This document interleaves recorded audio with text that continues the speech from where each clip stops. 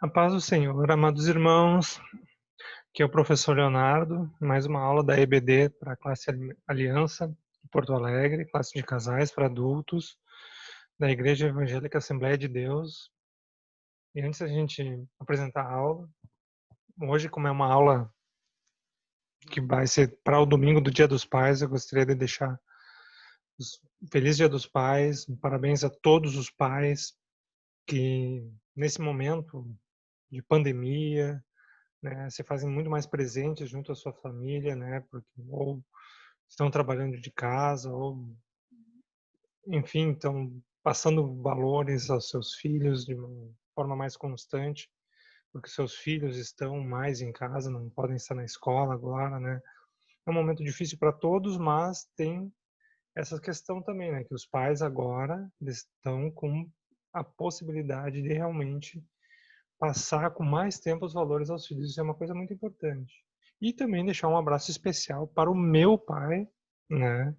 Eu estou muito feliz em estar aqui hoje, né? Não estou em Porto Alegre, estou em Santa Maria, né? Junto aos meus familiares, junto aqui na casa do meu pai para passar o Dia dos Pais com ele, né? Uma bênção, depois de tudo que a gente passou esse ano, principalmente o meu pai que passou por uma cirurgia muito séria, né? Uma cirurgia de ponte de safena, mas graças a Deus a recuperação foi muito boa, ele já está super saudável.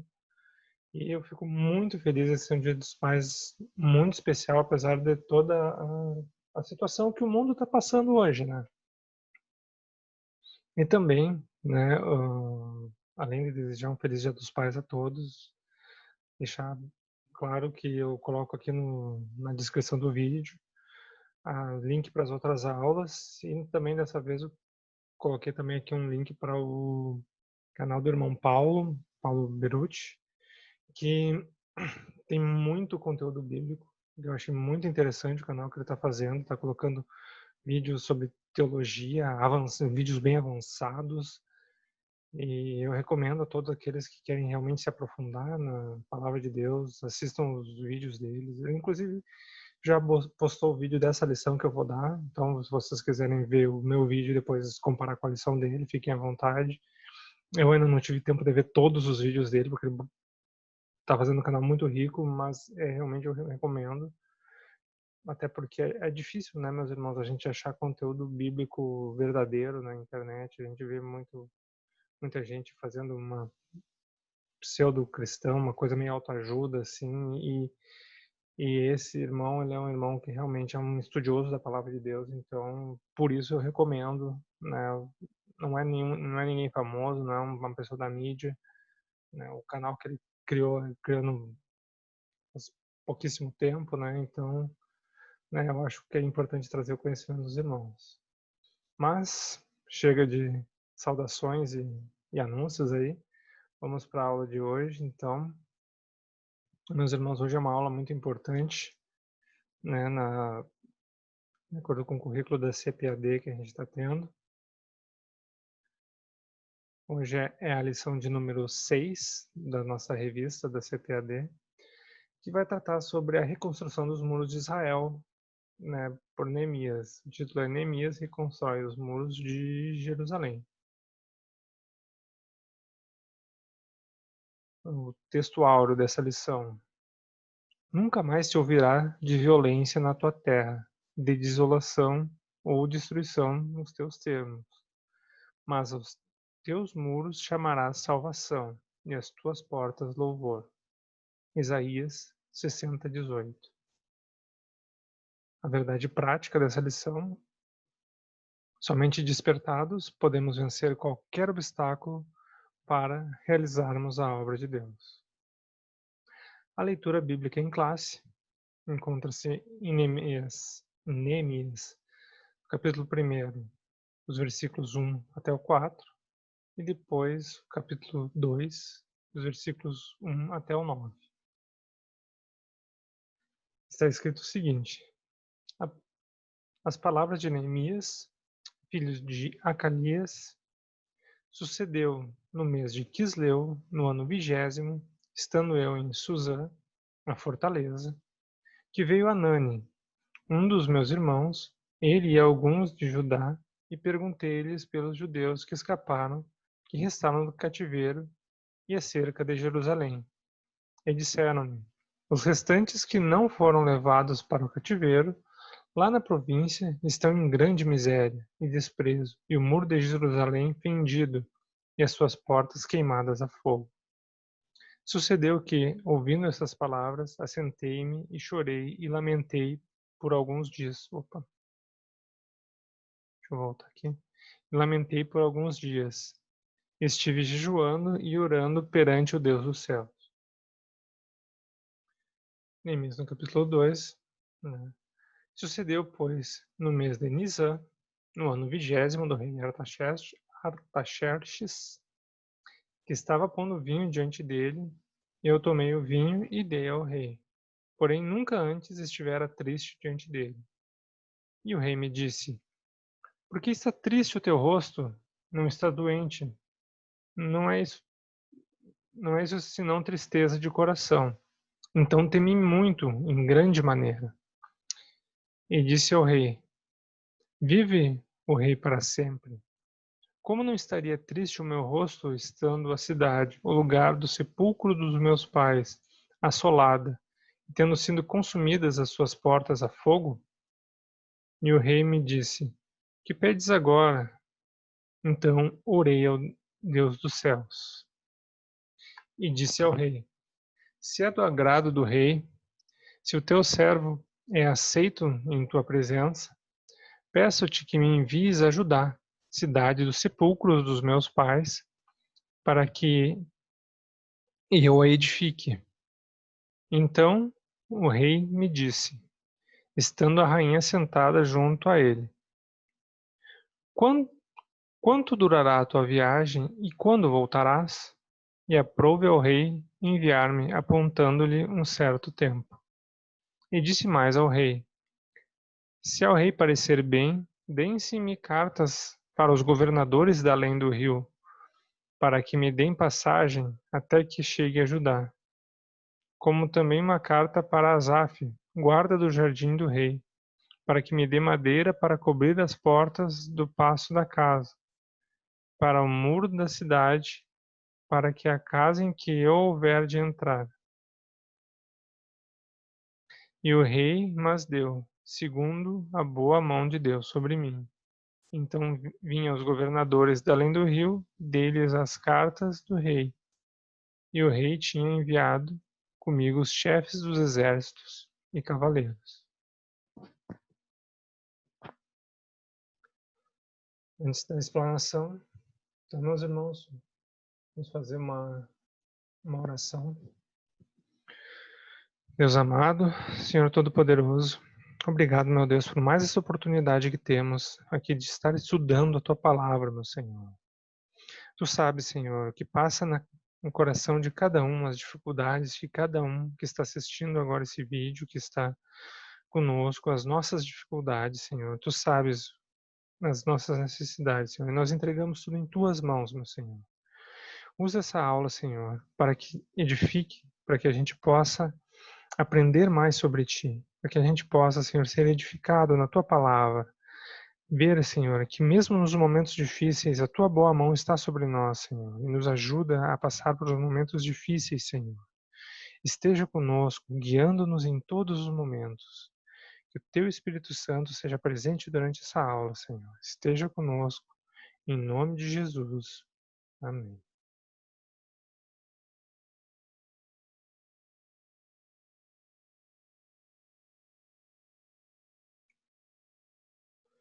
Bom, irmãos, né, a gente viu um pouco dessa aula, né? Essa aula, na verdade, é a lição 6. A gente está estudando o retorno de Israel do exílio, né? E é importante que a gente tenha um contexto histórico de por que quem é esse Neemias que está reconstruindo os muros, né? Até para quem não está acompanhando as nossas lições todo o tempo, né? Todos os todo o período, afinal essa já é a lição 6, já é praticamente metade do trimestre. Mas é importante a gente saber o que aconteceu. O que a gente sabe pela história é que Israel né, a história dos reis lá, a gente vê que ele foi um país que, apesar de ser o povo escolhido de Deus, desobedeceu a Deus, quebrou a aliança com Deus, deixou Deus muito irado, e acabou que os juízos de Deus se cumpriram, né? Como tinha sido previsto lá no tempo de Moisés ainda, os juízos se cumpriram e Israel acabou sendo conquistada por um povo estranho, no caso foi os caldeus, né? Passaram-se 70 anos de cativeiro na Babilônia. A Babilônia acabou, depois desse tempo, foi conquistada pelo Império Persa. E no primeiro ano do rei Ciro, Ciro cumpre uma profecia dada a Isaías e Jeremias também, profetas, né, profetizaram o retorno de Israel e Ciro cumpre essa profecia, né, do retorno de Israel do cativeiro, né, o povo voltando para sua terra, viu aquela terra destruída, é claro que ainda tinha alguns habitantes ali em Jerusalém do povo que estavam numa situação de bastante miséria, chegou o povo e o que eles fizeram então, né, conforme a ordem de Deus, né, afinal de contas eles já tinham consciência de que eles tinham sido conquistados por causa do seu pecado, eles resolvem reconstruir o templo, né, e isso ficou registrado, a gente estudou nas lições passadas ali, tudo que houve foi um período bem conturbado de reconstrução do templo, eles tentaram reconstruir, né, foi demorado, e aí houve oposição, eles tiveram que parar a construção do templo, e aí eles acabaram desanimando, começaram a construir suas casas, né, cada um dos seus afazeres pessoais, vieram profetas dizendo, não construam um templo, Deus dizendo, né, que eu sou com vocês, e aí eles conseguiram finalmente construir o templo, depois de bastante luta, né, liderados por um descendente de Davi, que era Zorobabel. E agora, né, a gente vai estudar sobre a reconstrução dos muros.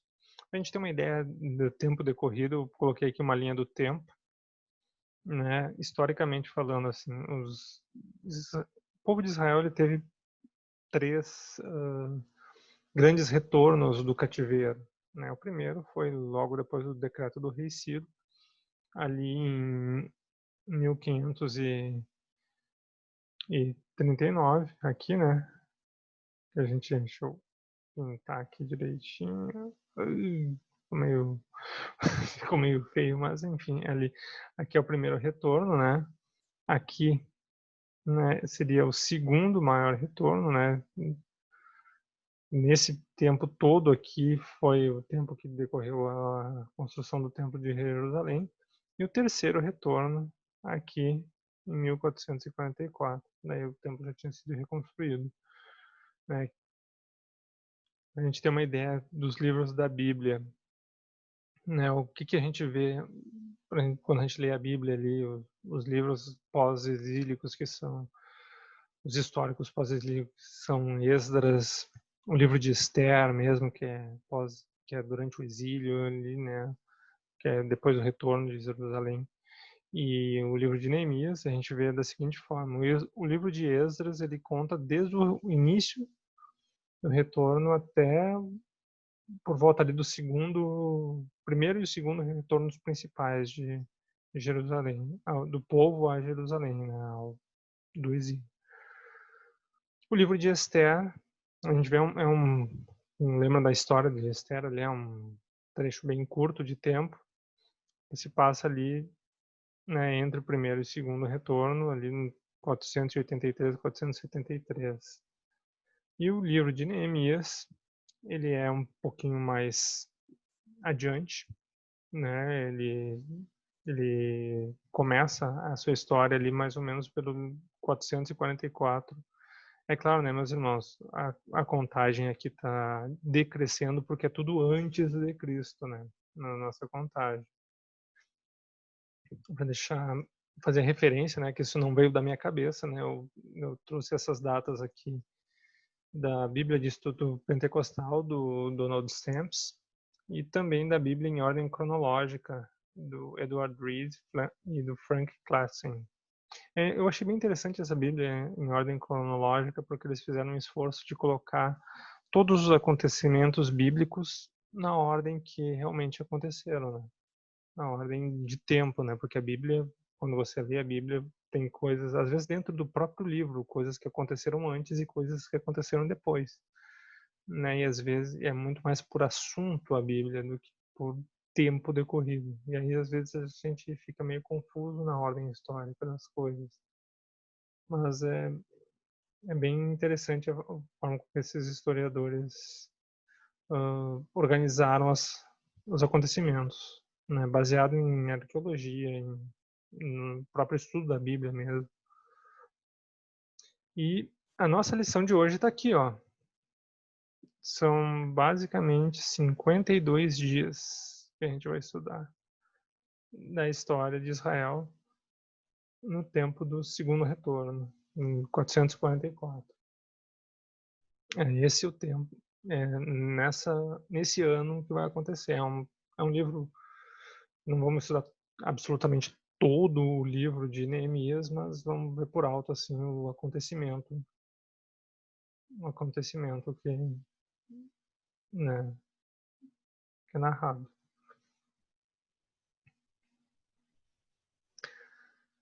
Iniciando então, né, meus irmãos, a história de Neemias. Neemias, ele era um judeu, né, que junto com todos os judeus, com todos não, com vários judeus, ele acabou sendo levado, né, da terra de Judá e estava lá no exílio. Nesse exato momento, o povo dominante eram os persas, né, que eram liderados pelo rei Artaxerxes. Neemias era o copeiro do rei, né? Ele era um cara que estava trabalhando, um local privilegiado, né, junto ao rei. Ele era uma pessoa, né, que teve, digamos assim, uma bênção de Deus estar ali num local, né, que realmente estava cheio de recursos, né? Ele sempre foi fiel a Deus, pelo que a gente vê, assim, pelo que a gente vê na Bíblia, ele foi uma pessoa fiel a Deus mesmo à distância, né? Mesmo não estando lá presente junto do templo, presente em todas aquelas coisas, né, sem poder estar sacrificando, sem poder estar adorando a Deus no templo como mandava as festas, como ele era um servo, ele precisava ficar lá.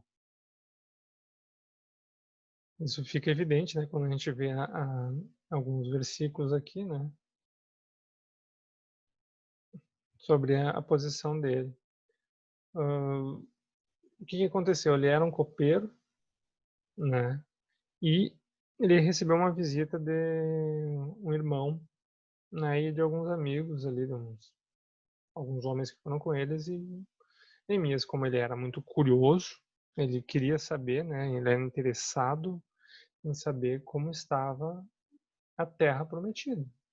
Ele era uma pessoa fiel a Deus. Ele sabia que Deus tinha dado uma promessa e que o retorno que estava acontecendo do povo para Jerusalém eram promessas que estavam se cumprindo. E ele pergunta para Anani, que é um dos seus irmãos, e para alguns de Judá, né, pergunta sobre os judeus e o que aconteceu lá com os que restaram no cativeiro. E o que ele relata, né? Eles relatam que havia o quê? Uma grande miséria e desprezo. Uma grande miséria e desprezo. Um muro fendido, né? Portas queimadas a fogo. Ou seja, eles não tinham conseguido reconstruir. Isso, hoje em dia, a gente fica pensando, mas para que um muro, né? Mas porque hoje em dia as guerras são muito diferentes, né? Tem toda a tecnologia, um muro para guerra, segurança, serve para muita coisa. A gente consegue proteger no máximo uma casa com um muro, né, de algum invasor, mas não. Mas naquela época, o muro era sinal de segurança.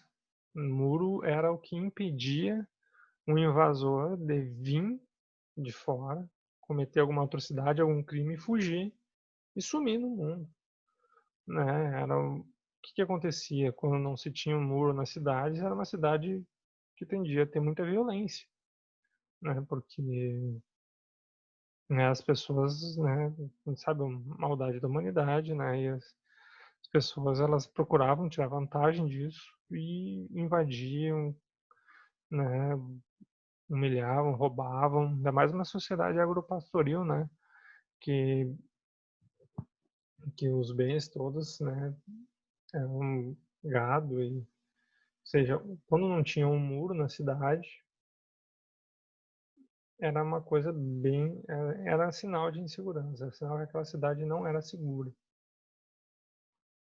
Então, Neemias, ele realmente ele lamenta por isso. Ele lamenta a situação dos irmãos que estão em Judá, da nação dele, que ele tinha no coração, né? Então, o que que ele faz? Ele lamenta, ele jejua e ele ora, né? Ó, assentei-me, vou destacar aqui, assentei-me, eu tô meio manco aqui com assentei-me, lamentei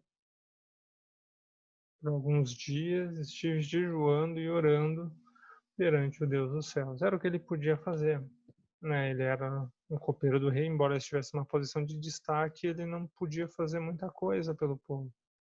Mas tudo que ele fez já era uma grande coisa. Ele orou a Deus, né?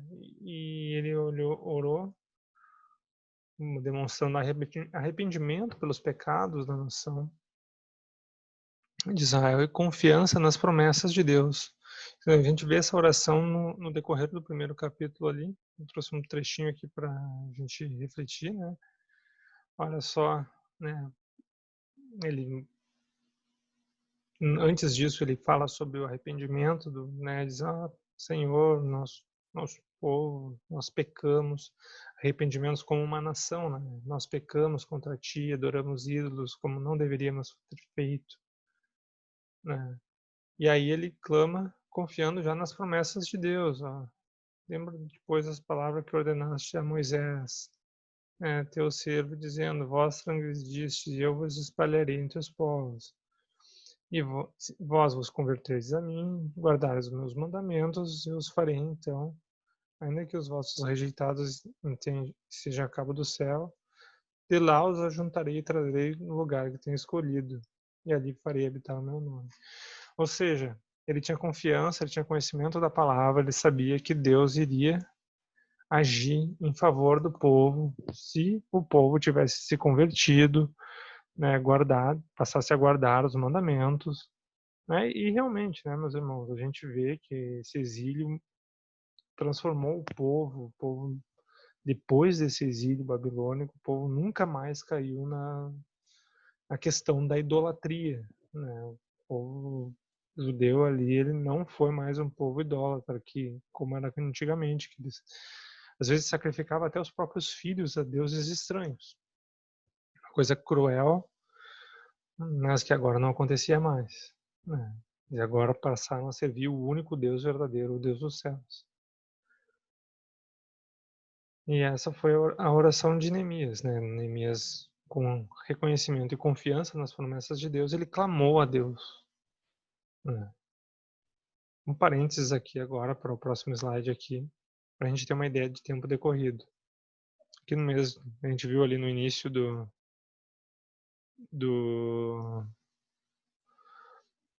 na leitura, né, os primeiros versículos de Neemias, a gente vê que isso acontece, que a visita de Anani, que a visita que Neemias recebeu foi ali no mês de Quisleu. A gente tem uma ideia, final do outono, no hemisfério norte, né? E aí passou um tempo, essa oração de Neemias certamente não foi uma noite, só que ele orou e depois esqueceu, porque passou um tempo, até o próximo acontecimento que eu vou falar no próximo slide. Passou alguns meses aqui, esses meses têm entre 29 e 30 dias cada um, né? No caso, esse mês intercalar, né, não aconteceu ali nesse período, né? Passou o mês de Tebete, Sebate, Adar, e aí o próximo, que aconteceu no capítulo 2 de Neemias, aconteceu no mês de Abib ou mês de Nisan. Né?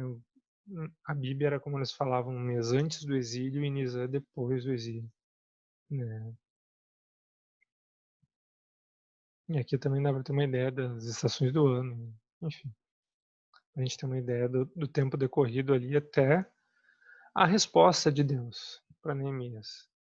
Qual foi a resposta de Deus? Foi uma resposta audível? Não, não foi. Não foi Deus falando assim, ó, Neemias, Neemias. Não, não foi assim. O que aconteceu? Qual foi a resposta mesmo de Deus? Olhem só.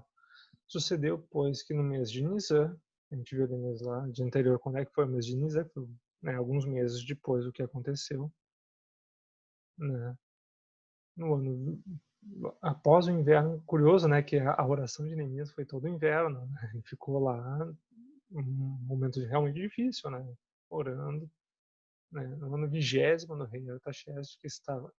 Aí ele estava ali fazendo o trabalho dele, né? Basicamente, ali, ó, eu estava pondo vinho, ele era o copeiro do rei, estava pondo vinho ali pro rei, tomou um pouco, né? Porque sabe como é que era antigamente, né? Eles tinham copeiro para tomar um pouquinho ali, porque o rei não podia ser envenenado, né? Essa coisa toda. Então, sempre o copeiro ia lá, né, servia, tomava um olhinho para dizer, ó, é seguro, pode tomar, não tem ninguém aqui te dando um golpe que não vai morrer. Aí ele foi lá, entregou o vinho para o rei, disse, pode tomar. E aí o rei me disse, por que está triste o teu rosto? Pois não está doente, não é senão tristeza de coração.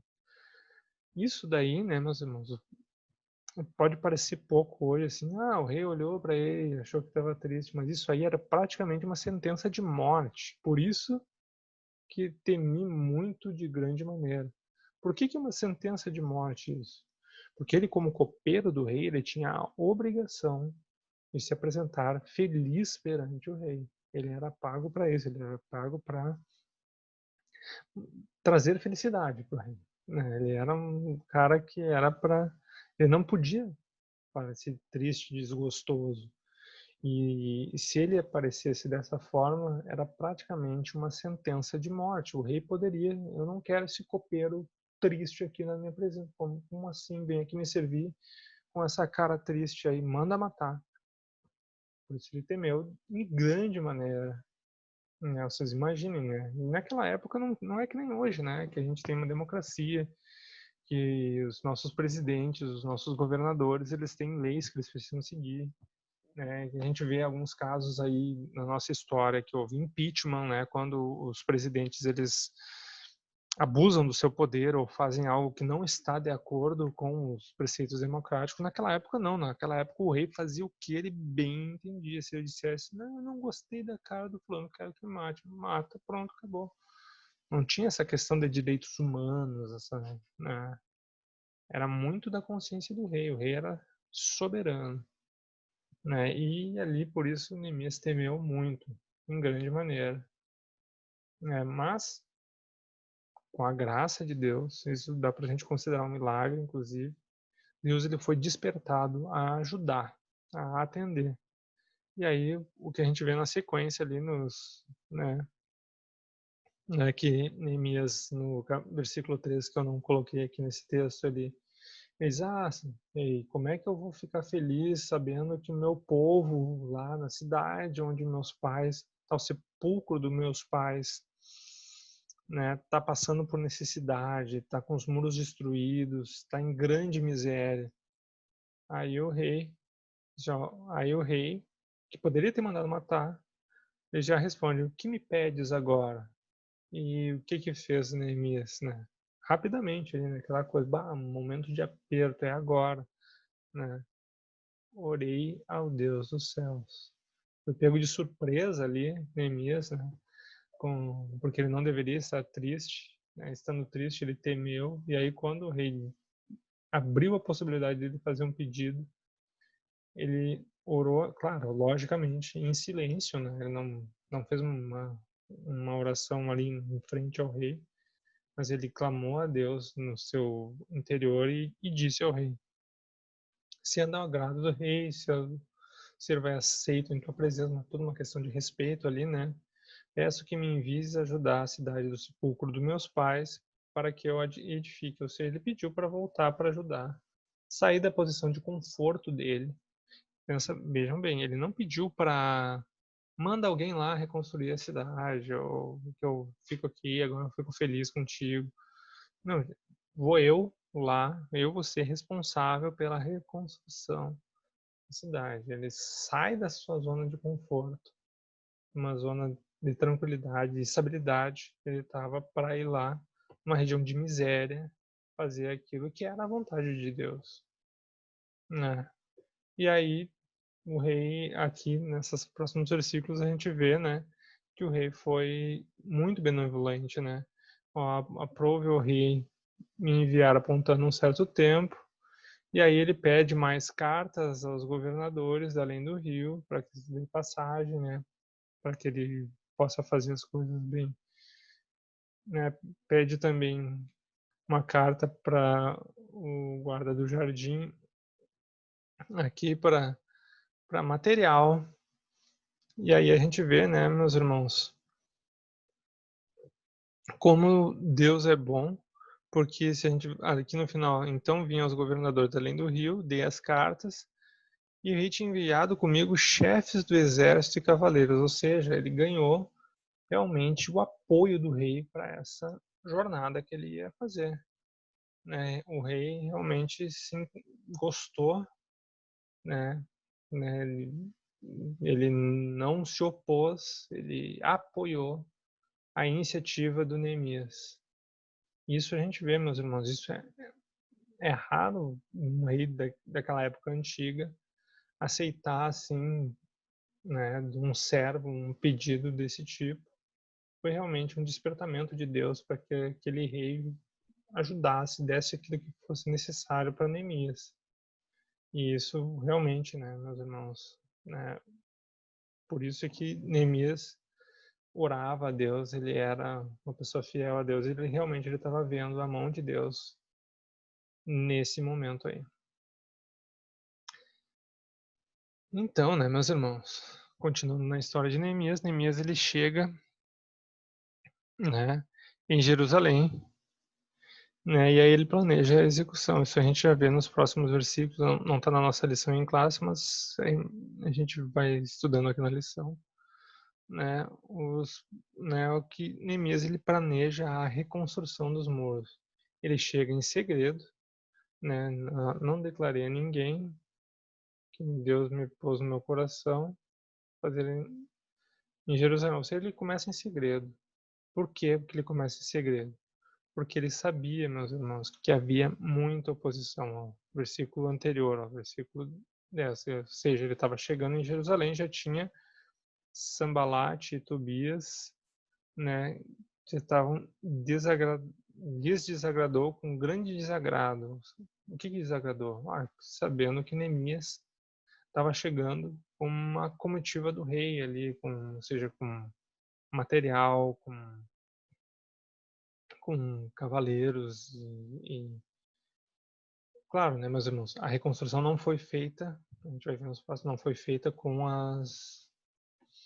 aquilo que o rei deu, mas foi o próprio povo de Israel, né, mas teve esse apoio do rei, eles não gostaram disso, e eles se opuseram a isso.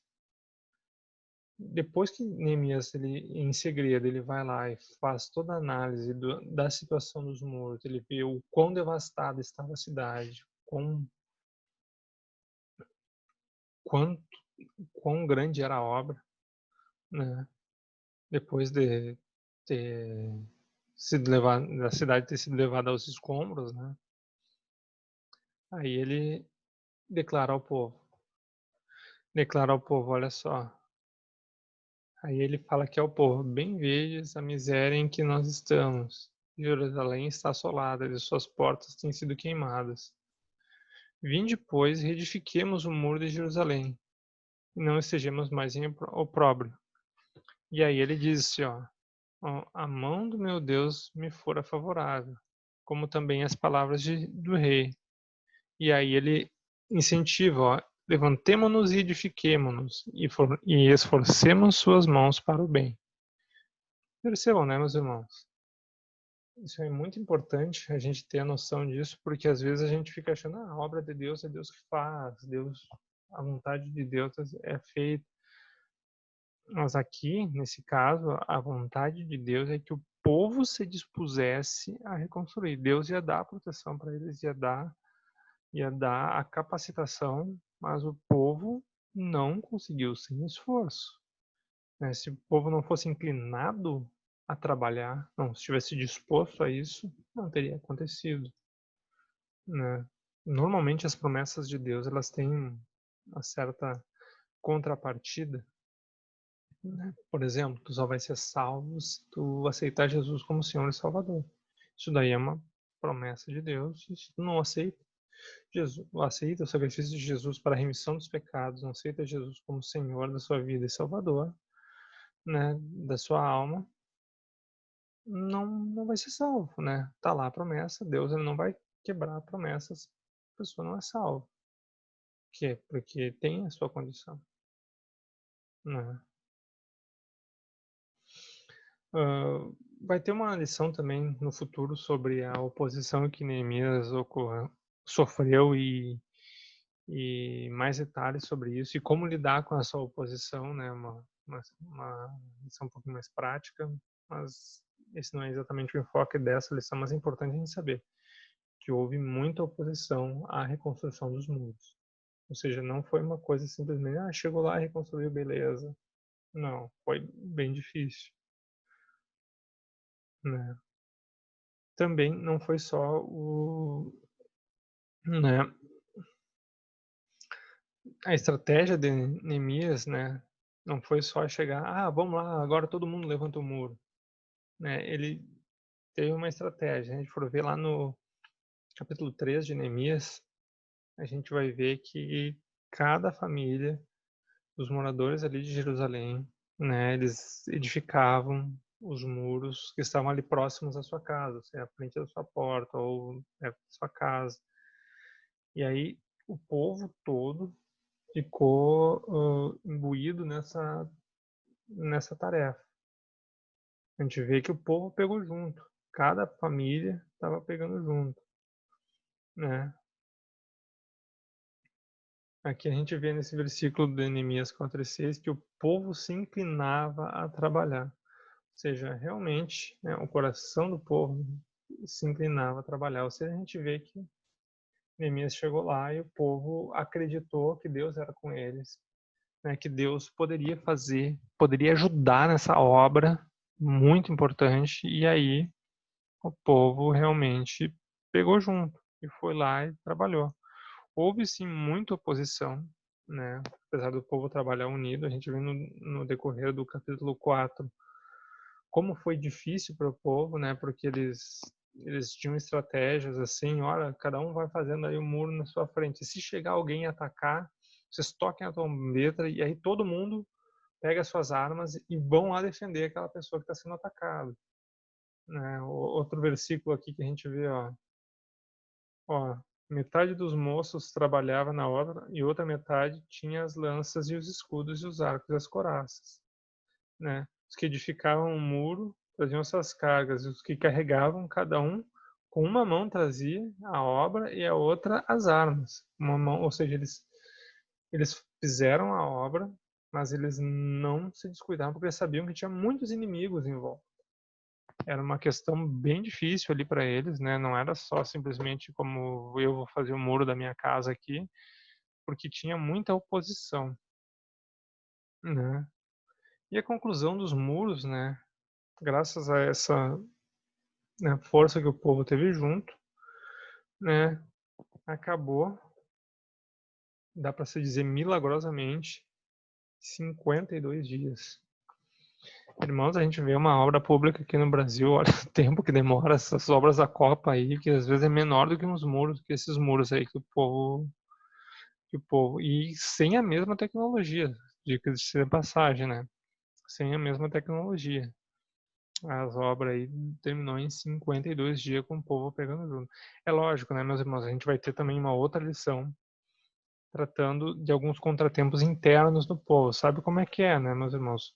Ser humano é ser humano e tem problema, ou seja, teve alguns problemas internos no povo de Israel, alguns abusos dos nobres com os mais pobres.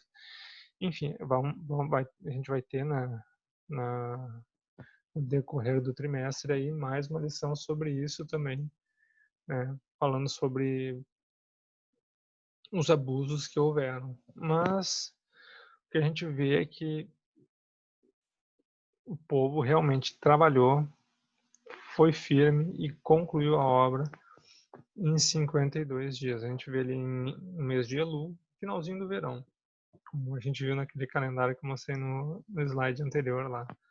Terminou ali no finalzinho do verão. Para ficar claro, né, meus irmãos, eles não começaram lá no mês de Abib, quando né, o Denizan, né, que foi quando o rei liberou Neemias para vir ajudar. As viagens eram muito longas, eram a pé, né, ou eram com lombo de animal, ou seja, demorava um tempão.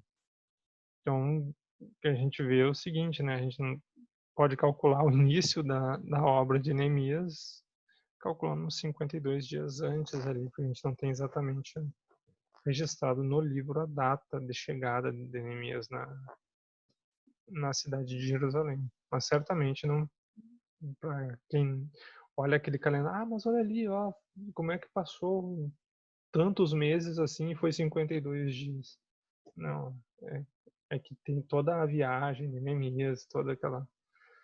Isso não era uma coisa rápida. Não é que nem hoje que eu pego um carro e viajo 500 quilômetros, ou pego um avião e viajo 1000. Né?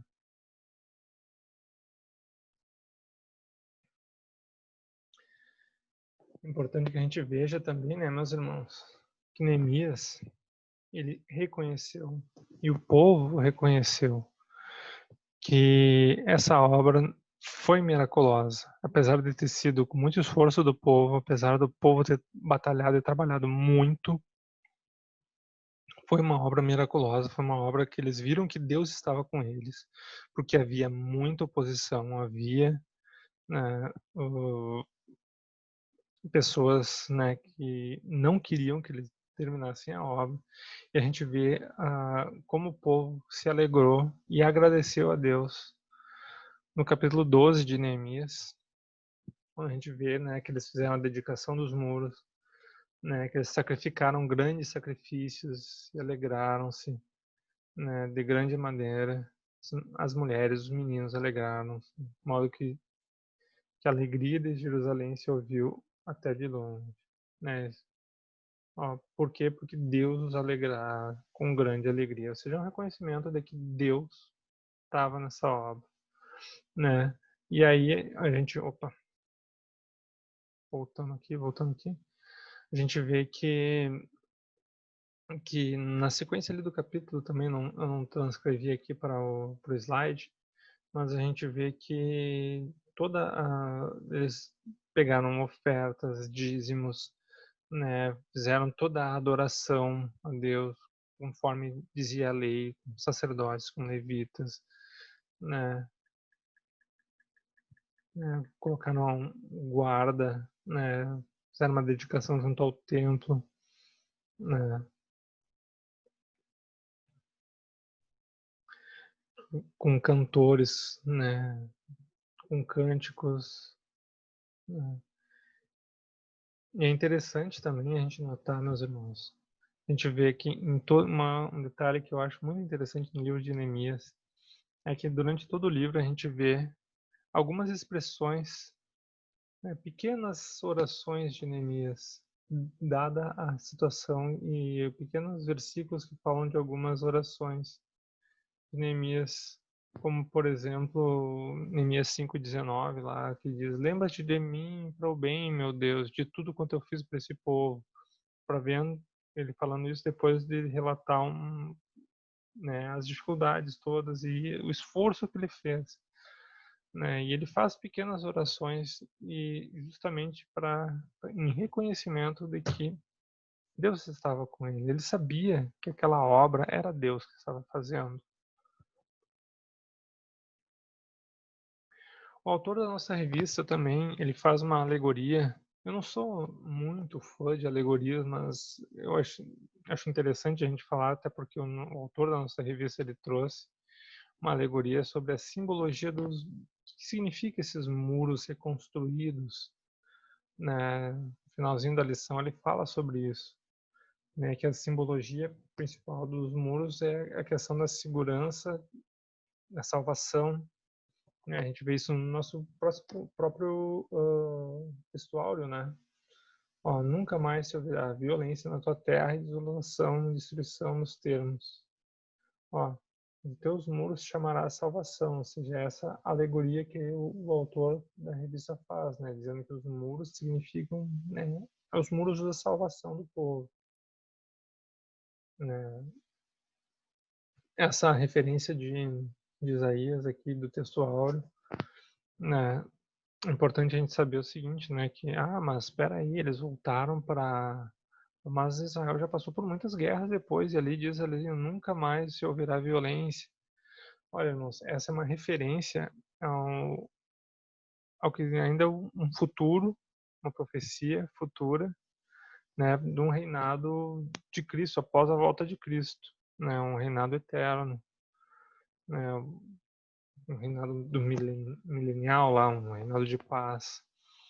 Não é uma referência pós-exílica ali naquele exato momento, até porque Israel passou por algumas guerras depois e até hoje passa, né? E também os muros, eles simbolizam a separação do pecado, né? Ou seja, é a divisão, né? Com aquele Jerusalém com os muros, ela fez a separação do povo de Deus, que estava seguro dentro dos muros, para o povo que estava zombando e explorando o povo de Jerusalém de forma violenta, né?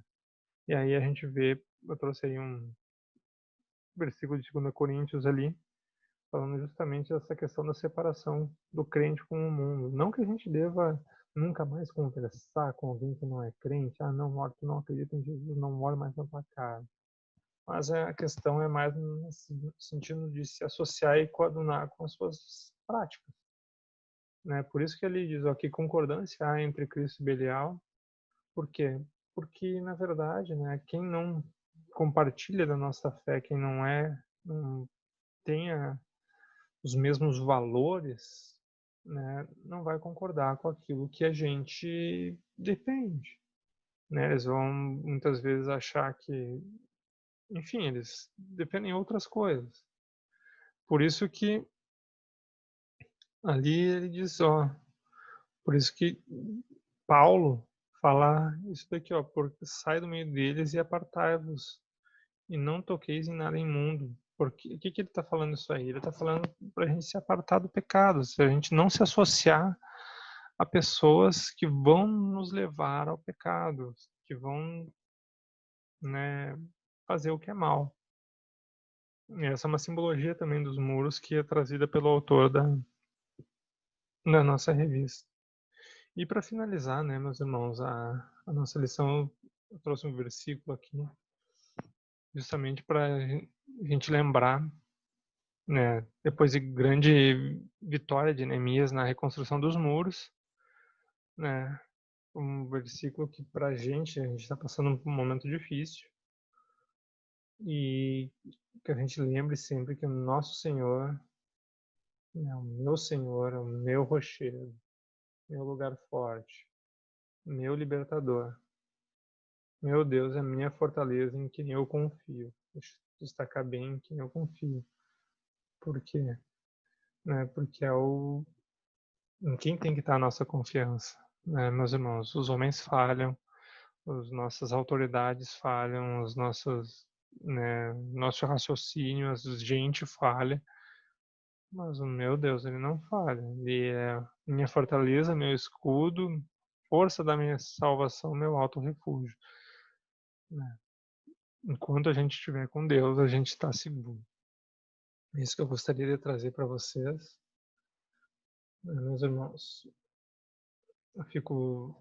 Agradeço a atenção de vocês e peço que continuem sempre fiéis na palavra de Deus, que, que se façam presente também, né, nas outras aulas, na escola dominical, fiquem firmes na fé, não desanimem nesse momento difícil. E se você por acaso ainda não conhece Jesus, que está ouvindo, recebeu esse vídeo de alguma forma e Deus, nosso Senhor Jesus, ele está sempre de braços abertos para receber qualquer um que se chega a ele. A palavra de Deus fala que um coração contrito não recusa nosso Senhor. Então, sempre esteja certo disso e fique tranquilo, meus irmãos. Nosso Deus é o nosso rochedo, é o nosso escudo. Estaremos com ele sempre. Fiquem com Deus. Que Deus os abençoe, irmão.